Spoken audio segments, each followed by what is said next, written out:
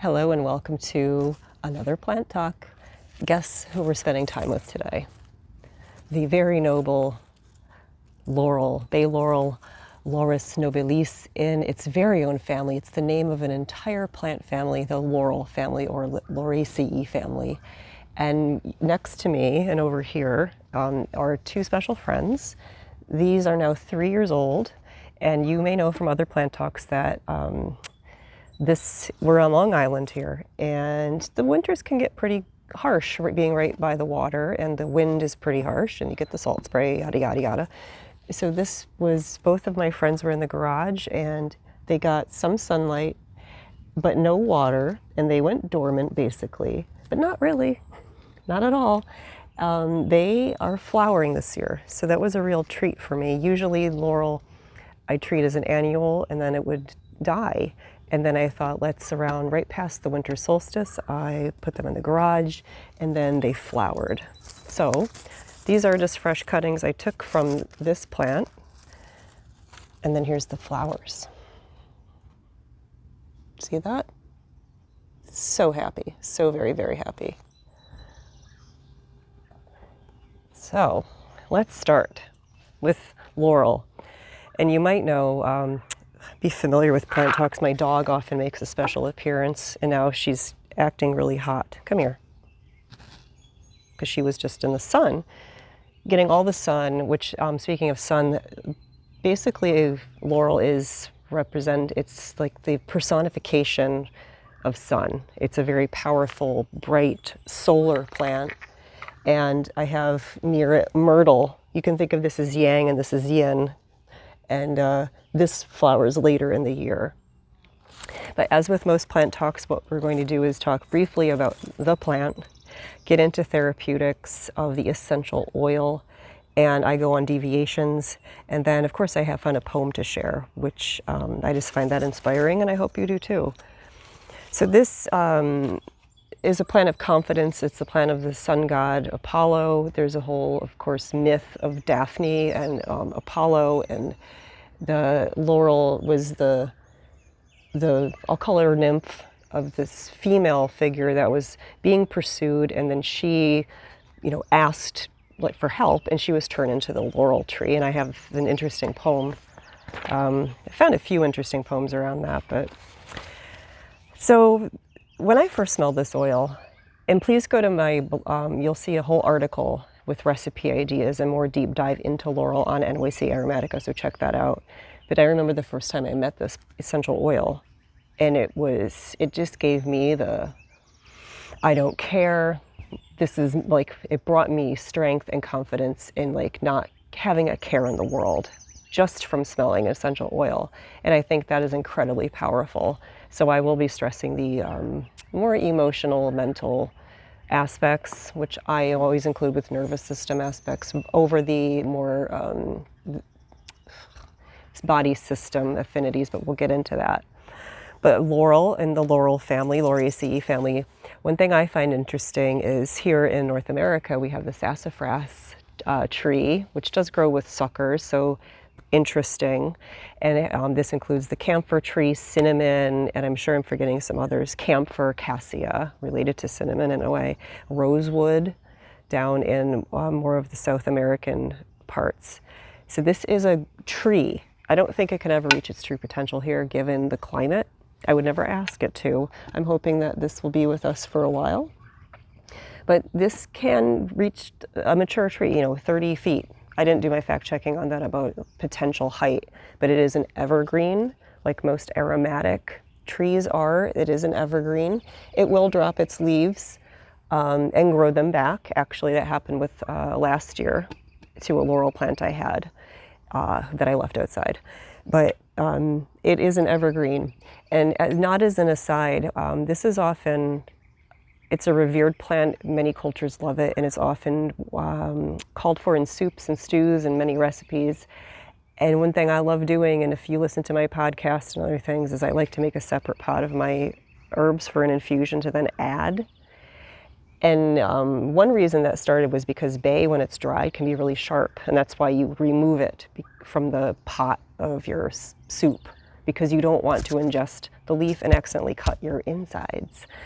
It's not toxic otherwise in that way. It's just has sharp edges.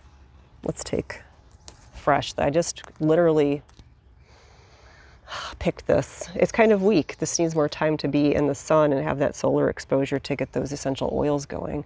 Essential oil bearing plants produce more oils when they are more stressed. But going back to the infusion before, just a little bit more about the tree. I don't have much to share about botany because I don't know the plant that well as far as, cultivation and agriculture. Because I know North America more than I know the Asia or the Mediterranean basin. But when you make an infusion of this and just drinking the tea or making a facial steam as you're making your soup, the fragrance will blow your mind.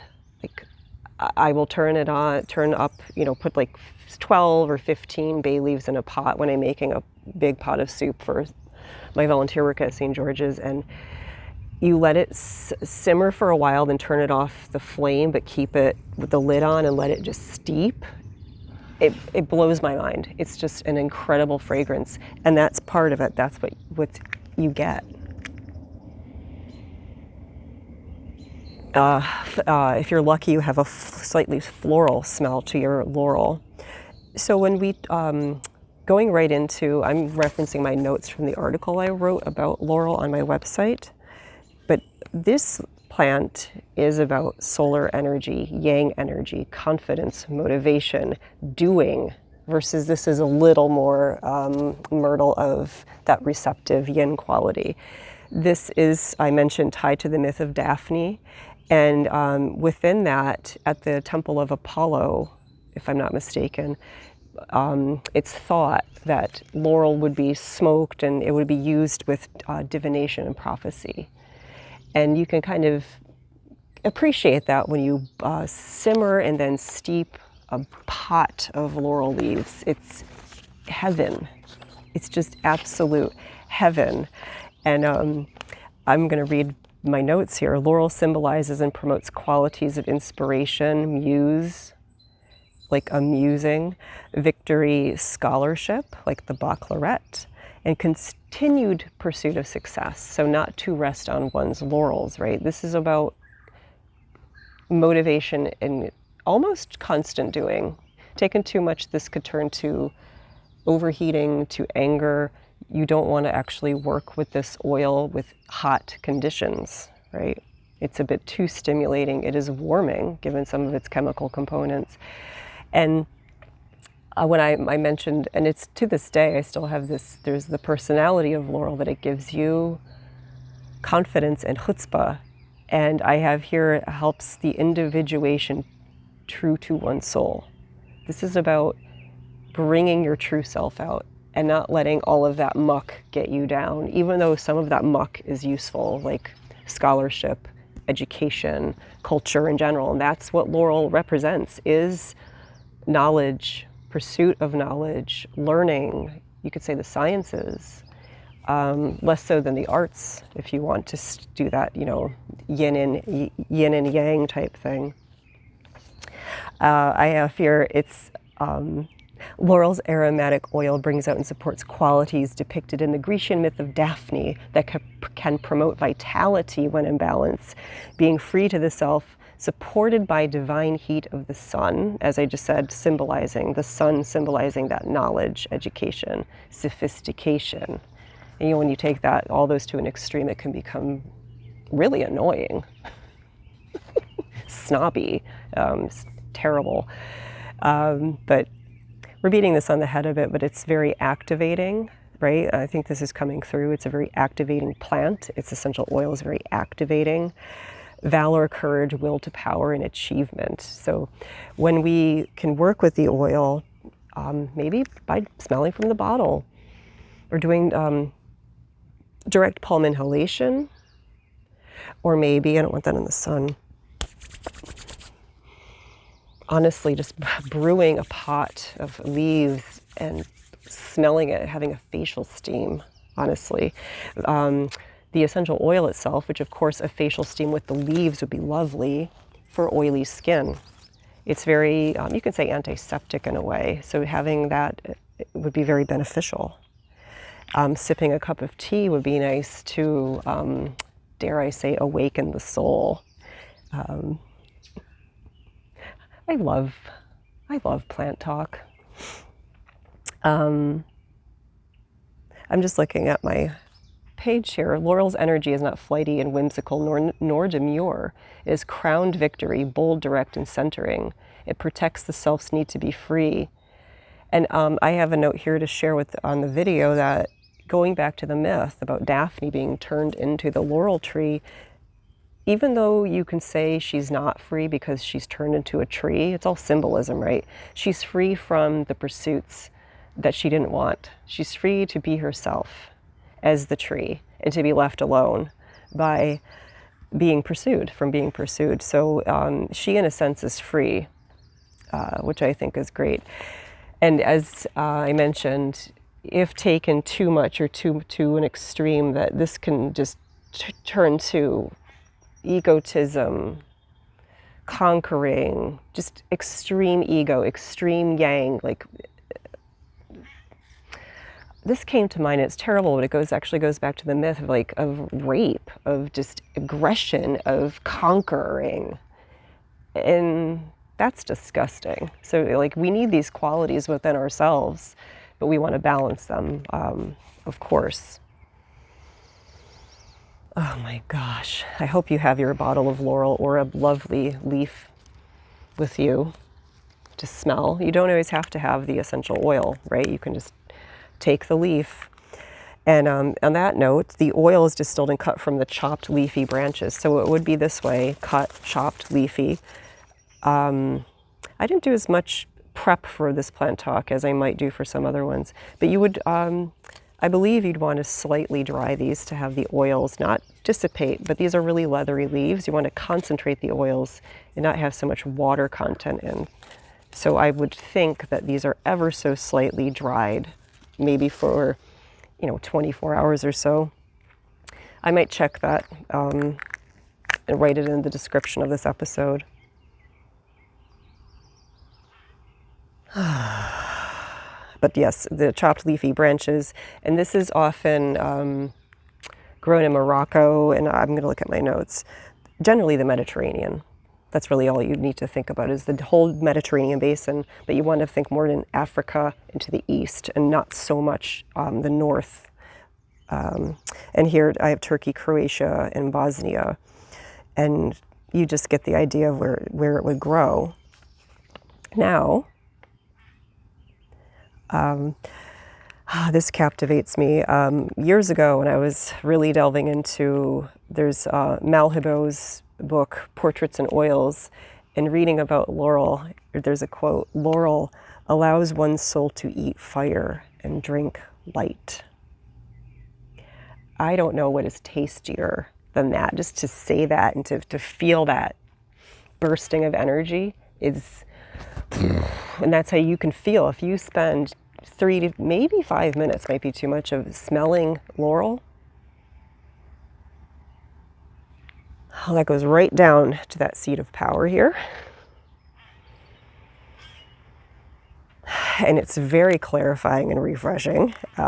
It's super amazing. But I'm gonna not go through my notes. You can look up safety and chemistry on your own. Please, again, go to the blog, and you'll see a whole article on Bay Laurel, Laurus nobilis. But let's get into affinities and the poem. So, like most essential oils, it is very beneficial for aches and pains, respiratory. This is rich in 1,8-cineol, but also like phenylpropanoids. It has eugenol in it. Respiration, skin. I mentioned you could do a facial steam. Noted for the lymph. And then I just want to talk about emotions, as always. That I always find that resonates more with me when working with oils, because I prefer inhalation over topical use. Internal use is only as needed for very specific conditions. in small amounts of time, right? So aches and pains. I have a bunch of friends here with me, but I said this runs, even though it might feel a bit cool because of the 1,8 cineal, it runs heating. And I mentioned it has the eugenol in it, and there's of course other components. Be wary of that. You don't want to work with this with like really angry red. Remember, it brings anger and redness in that way, that solar energy, that heat. So great for wet, cold, kind of things that need to be activated and moved conditions. So for aches and pains, including arthritis, peppermint, which can feel cooling at first but is warming, really great for aches and pains. The classics of wintergreen and birch you can think of blending with for really nice pain, because those are like kind of aspirin-like, and those can feel kind of cooling. If you want to bring some heat, actually, and you need to bring heat for whatever reason, ginger, it could be really nice to blend with this. And then cinnamon, maybe I'm preferring cinnamon leaf, which I didn't pull to share. So you can make a nice topical application for that, for yeah, aches and pains. But I feel this shines more for respiration, lymph, and of course skin and hair. So being mindful of what you're doing and why. Maybe you want a stimulating scalp tonic. Maybe you're doing, again, facial steams or doing a facial toner, maybe a very mild cream. But it is stimulating for the hair, combined with, of course, rosemary. I think I got this one from, I don't use niauli a lot. Do I have that with me? I don't. Niauli, there's Nikki. Kurt Schnaubelt in his books often mentions niauli, but for oily skin, really slow healing wounds, necrosis, like really type things, consider even, I love the idea of steeping a pot, you know, let's say a cup of water with 3 to 5 or maybe more really nice fresh Bay Laurel leaves, you know, not ones that look really dry and terrible, and then simmer for, you know, 15 minutes low and shut off, and then let that steep for maybe another 15, if not longer. And then you can maybe make facial compresses too. It's not just the essential oil in its concentrated form. So again, stimulant, oily skin, slow healing wounds, respiration and allergies, classic. Who would go with this? So wet, mucousy conditions, not dry and hot conditions. Inula for allergies, German chamomile for allergies would be really nice. I think wet, drippy, Ravensara, sorrow, cinnamomum, Cinnamosma fragrans. I haven't said that in probably a year. I call it Nepal's frankincense. So yeah, Ravensara,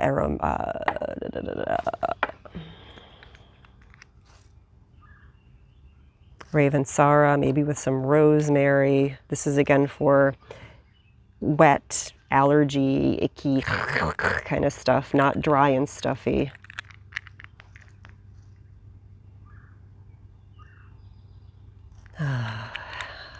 Be careful with very young ones with 1,8 cineal rich oils. Again, look at the safety notes, but these are just ideas. Lymph, this is stimulating. I think this would be lovely in a hair scalp massage. Stimulating for the lymph. Maybe you want to make a sugar scrub. I have a recipe in this article.